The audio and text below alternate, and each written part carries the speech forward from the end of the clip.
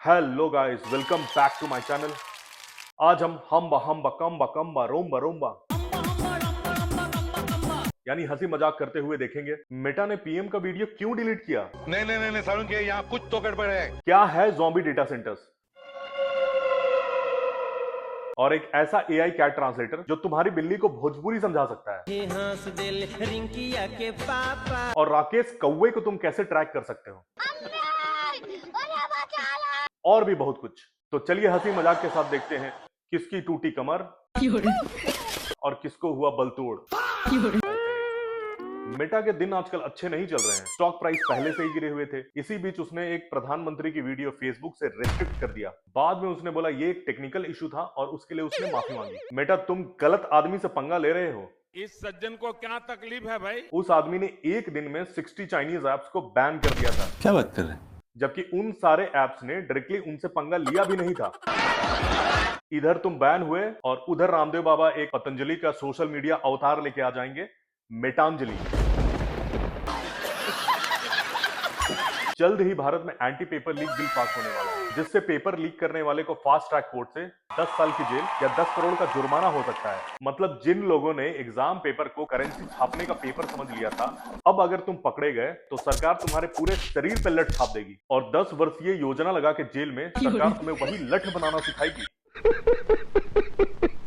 एक डिवाइस आया है, एआई कैट ट्रांसलेटर। ये तुम्हारी बिल्ली का म्याऊ समझ सकता है और तुमको ट्रांसलेट कर सकता है कि वो क्या कह रही है, वो भी तुम्हारे लोकल लैंग्वेज में। क्या बात है सर, क्या बात है सर। और अगर तुमने डिवाइस में भोजपुरी सेट करके रखा है तो इधर तुम्हारी बिल्ली ने बोला म्याऊ और उधर डिवाइस ने कन्वर्ट किया मलिक। ए मलिक, भागिएगा यहाँ से, नहीं तो काटिए लेंगे अभी, फिर लिबिर लिबिर करके लोते रहिएगा। बर्ड बडी नाम का एक AI powered smart bird feeder आया है। ये दाना खिलाता है, इसमें एआई है, चैटबॉट है, कैमरा है और भी बहुत सारे फीचर्स हैं। एक स्पेशल फीचर इसमें यह है कि ये बर्ड को पहचान सकता है। अब अगर सेम कौवा घर वापस आ जाए तो मेरा पिया घर,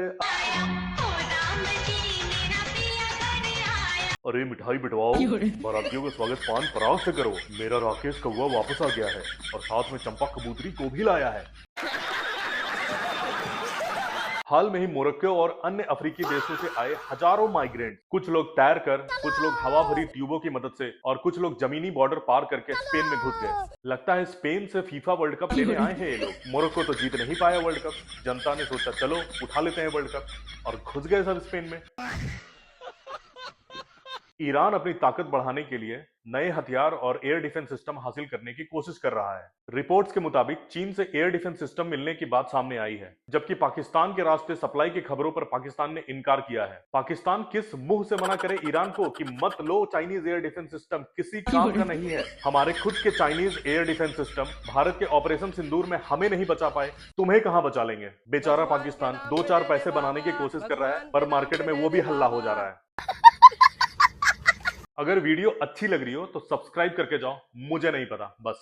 इंग्लैंड के एक लोकल क्रिकेट मैच में क्लिकी पॉइंटिंग नाम से मशहूर खिलाड़ी विवादों में आ गया। आरोप यह है कि उसने उंगली से क्लिक जैसी आवाज निकाल के अंपायर को कंफ्यूज किया, जिससे लगा कि बॉल बैट से लगी है और बैट्समैन आउट होते गए। मतलब अब पिच फ्लैट बनाओगे, बॉलर को छक्के ही छक्के पड़ेंगे, तो वो बाकी खिलाड़ियों से तो मदद मांगेगा ही। वैसे भी जिसके नाम के पीछे ऑस्ट्रेलियन खिलाड़ी का नाम हो, वो ऑस्ट्रेलियन टीम वाली हरकत तो करेगा ही।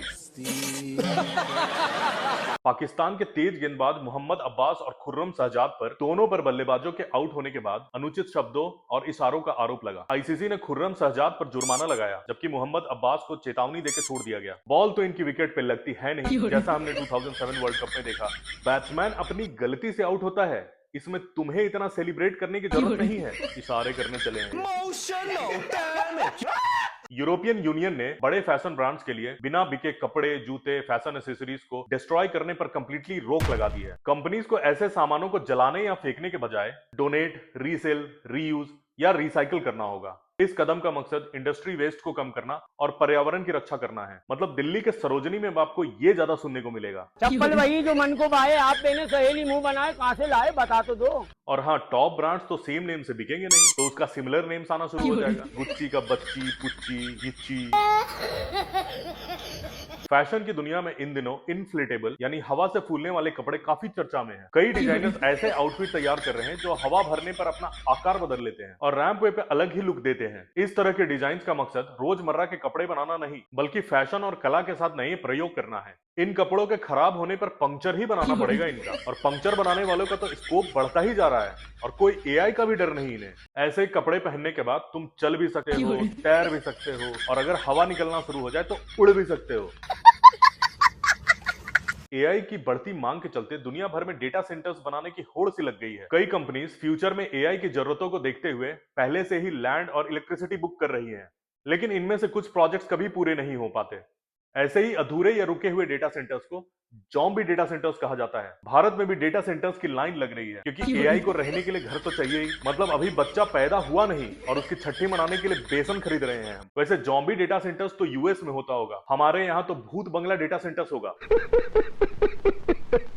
अब लग्जरी फैशन ब्रांड सिर्फ कपड़े और एसेसरीज नहीं बल्कि लग्जरी होम्स भी बनाएंगे जिनकी डिजाइन, इंटीरियर्स और लाइफस्टाइल एक्सपीरियंस उसी ब्रांड के हिसाब से होगी। मतलब अब गुच्ची का बैग और अरमानी का सूट नहीं, तुम उसी के ब्रांड वाला लग्जरी होम भी खरीद सकते हो। लगता है इनका धंधा चल नहीं रहा है। कुछ दिन पहले चाइनीजों ने इनकी पोल खोली थी। ये तो बहुत सस्ते में चीज बना के आपको बहुत महंगे दाम पे चिपका देते हैं। घर भी खुद बनाएंगे या वो भी चाइना से आएगी पता नहीं।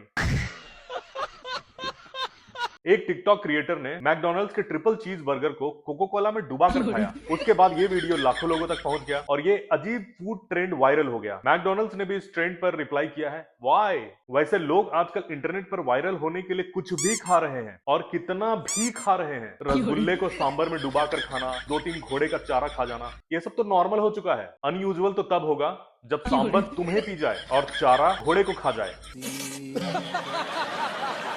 वायरल इंटरनेट ट्रेंड का फायदा उठाते हुए पार्ले ने अपनी मशहूर मेलोडी टॉफी का नया फ्लेवर मेलोडी तिरामिसू लॉन्च किया है। ये limited edition toffee India Italy friendship theme पर आधारित है। इसका कनेक्शन सोशल मीडिया पर वायरल हुए मेलोडी ट्रेंड से जोड़ा जा रहा है। ये कंपनीज वाले भी आजकल कोई अपॉर्चुनिटी मिस नहीं करते। आजकल पहले रील वायरल होती है फिर प्रोडक्ट आता है। अरे साला तो अलगे फ्रॉड चल रहा है।